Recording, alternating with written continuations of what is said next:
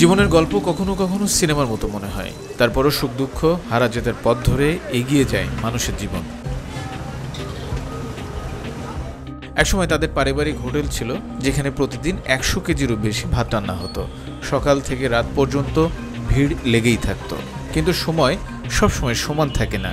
অর্থনৈতিক সমস্যার কারণে শেষমেশ সেই হোটেল বিক্রি করে দিতে হয়। শৈশব থেকেই ব্যবসার প্রতি আলাদা টান ছিল সাগরের, তাই হাল ছাড়েননি। গ্রামের ডিম কিনে সেদ্ধ করে বিভিন্ন স্থানে বিক্রি করেছেন। সামান্য আয়ের সেই চেষ্টা ছিল বড় স্বপ্নের বীজ। ঝিনাইদহ জেলার শৈলকুপা থানার তরুণ সাগর হোসেনের গল্পটা এমনই। হোটেলের জমজমাট ব্যবসা থেকে সব হারানো, সেখান থেকে ঘুরে দাঁড়ানো, এজন্য এক প্রেরণাদায়ক কাহিনী। আমার শুরুটা আসলে আমাদের এই দোকানের বয়স হলো 15 বছর প্লাস। আমাদের হলো এর আগে হলো হোটেল ছিল। আসলে হোটেলে ভালো বেচা কিনা মানে সব কিছুই ঠিকঠাক ছিল। একটা পর্যায়ে ফ্যামিলিগতভাবে আসলে অ্যাডজাস্ট ফ্যামিলি, তো এই কারণে আসলে হোটেলটা আর থাকে না। নেক্সট টাইমে মানে প্রচুর সমস্যা, ধার দিনার মধ্যে পড়ে যায় আমার ফ্যামিলি, মানে আমার বাবা, আমি তখন ছোটো ছিলাম।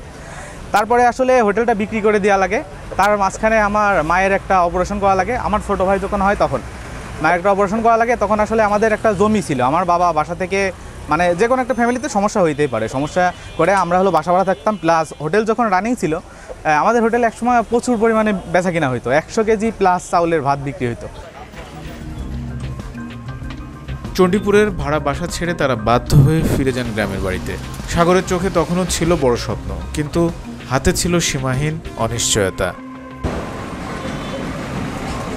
কথায় আছে, যে চেষ্টা করে সেই পথ খুঁজে নেয়। সাগরও খুঁজে নিলেন। একসময় সেই ডিম বিক্রেতা যুবক খুললেন একটি দোকান। ছোটো থেকে আসলে চেষ্টা থাকা লাগবে, মূলত হলো চেষ্টা না থাকলে হবে না। আমি তখন ক্লাস 3-4 পড়তাম। সেই সময় আমি ছোটোবেলায়, মানে ছোটো বললেই চলে, বয়স যখন আমার 9-10 বছর, তখন আমি সকালে ঘুম থেকে উঠে যাইতাম হলো ডিম কিনতে গ্রামে ডিম কিনতে। ডিম কিনে আসার পরে আমি ওইগুলো ডিম রেখে আমি যেতাম স্কুল থেকে আসার পরে ওই ডিম সিদ্ধ করে আমি স্ট্যান্ডে বিক্রি করতাম। দিনরাত খাটুনি, সৎ ব্যবসা নিষ্ঠায় ধীরে ধীরে দোকান জমে উঠল। এখন তিনি আর তার ভাই দোকান চালান, আর সে আয় দিয়েই করেছেন বাড়িঘর। আসলে জীবনে পরিকল্পনা করে কিছুই সম্ভব নয়, চেষ্টা করলে সবই সম্ভব, শুধু শুরু করতে হবে। সেটাই প্রমাণ করেছেন শৈলকুপার সাগর হোসেন। আমার ছোটো ভাই আছে, ওর আলাদা বাড়ি। দুই ভাইয়ের এখন 2টা বাড়ি আছে, আলহামদুলিল্লাহ। গরু আছে, ছাগল আছে, সব মিলাই এখন বর্তমানে আলহামদুলিল্লাহ। এখন কেবল ব্যবসায়ী নন তিনি, সাগর এখন ফেসবুক, ইউটিউবে কন্টেন্ট ক্রিয়েটরও। মাত্র 3 মাসে কন্টেন্ট থেকে তার আয় হয়েছে প্রায় লাখ টাকারও বেশি। সাগরের পেছনে ছিল পরিবারের শক্তি। তার বাবা দীর্ঘ 35 বছর হোটেল ব্যবসায় করেছেন। আজও চাচাতো ভাইদের নিয়ে পারিবারিকভাবেই চালাচ্ছেন তাদের দোকান। আমরা কিন্তু এর পাশাপাশি কিন্তু কন্টেন্ট তৈরি করি, ঠিক আছে। দ্য স্টুপিড ব্রাদার্স নামে আমাদের একটা পেজ আছে। আলহামদুলিল্লাহ আমরা 3 মাসের ভিতর মনিটাইজেশন পেয়ে, ঠিক আছে, এখন আমরা 1 বছর যাবত করতেছি। ওইখান থেকেও লাখখানিক টাকা আমরা পাইছি, ঠিক আছে, 3 মাসে।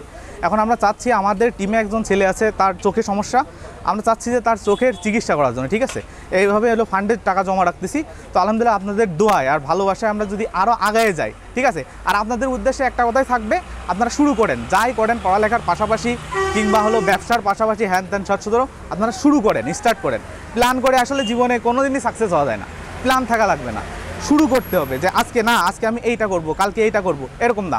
আজকে এটা করবো, মানে আজকে এইটাই করতে হবে, ঠিক আছে। আপনি যেইখানে আপনার জন্য যেই কাজটা, আপনি ভ্যান চালাচ্ছেন, ঠিক আছে, ভ্যান চালান, আলহামদুলিল্লাহ। আপনি তরকারি বিক্রি করতেছেন, আলহামদুলিল্লাহ। কিন্তু একটা জিনিসে লেগে থাকতে হবে, আর প্ল্যান করে কোনো কিছু আসলে সম্ভব না। হোটেল হারানোর বেদনা থেকে শুরু করে নতুন করে উঠে দাঁড়ানো, সাগরের গল্প প্রমাণ করে সাফল্য তাদের কাছে আসে যারা হার মানে না।